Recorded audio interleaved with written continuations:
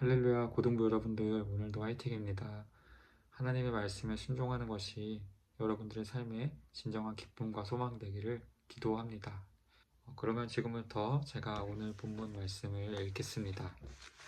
오늘은 누가복음 13장 1절에서 21절 말씀입니다. 예수께서 안식일에 회당에서 가르치고 계셨다.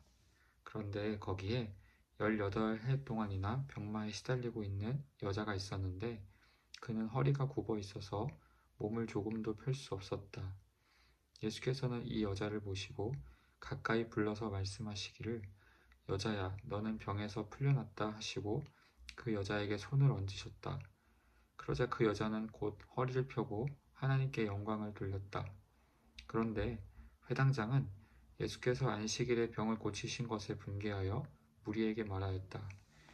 일을 해야 할 날이 엿새가 있으니 엿새 가운데서 어느 날에든지 와서 고침을 받으시오.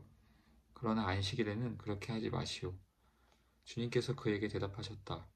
너희 위선자들아, 너희는 저마다 안식일에도 소나 나귀를 외양간에서 풀어내어 끌고 나가서 물을 먹이지 않느냐. 그렇다면 아브라함의 딸인 이 여자가 18해 동안이나 사탄에게 매여 있었으니 안식일에라도 이 매임을 풀어주어야 하지 않겠느냐.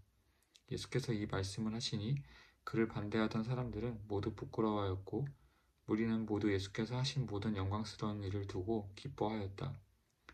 여기까지만 읽겠습니다. 지금부터 관찰하기를 살펴보겠습니다. 첫 번째 질문입니다. 본문에 나오는 등장인물들의 이름에 네모표하세요. 어떤 인물들이 나오는가 보니 예수님과 여자 그리고 회당장이 나옵니다. 두 번째 질문입니다.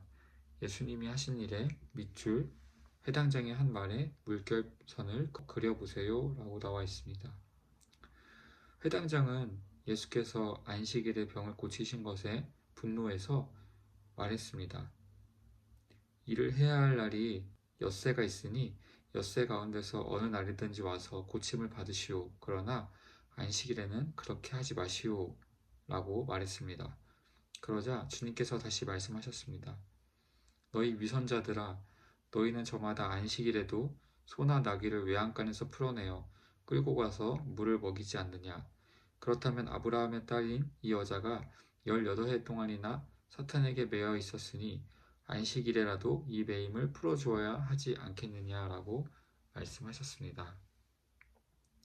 세 번째 질문입니다. 예수님은 왜 안식일에 여자를 고치셨나요? 이유를 적어보세요. 출애굽기 20장 8절에 보면은 안식일에 일을 하지 말라는 말씀이 있습니다. 엿새 동안은 힘써 내 모든 일을 행할 것이나 일곱째 날은 내 하나님 여호와의 안식일인즉 너나 내 아들이나 내 딸이나 내 남종이나 내 여종이나 내 가축이나 내 문 안에 머무는 객이라도 아무 일도 하지 말라. 이는 엿새 동안에 나 여호와가 하늘과 땅과 바다와 그 가운데 모든 것을 만들고 일곱째 날에 쉬었음이라. 그러므로 나 여호와가 안식일을 복되게 하여 그날을 거룩하게 하였느니라 말씀합니다.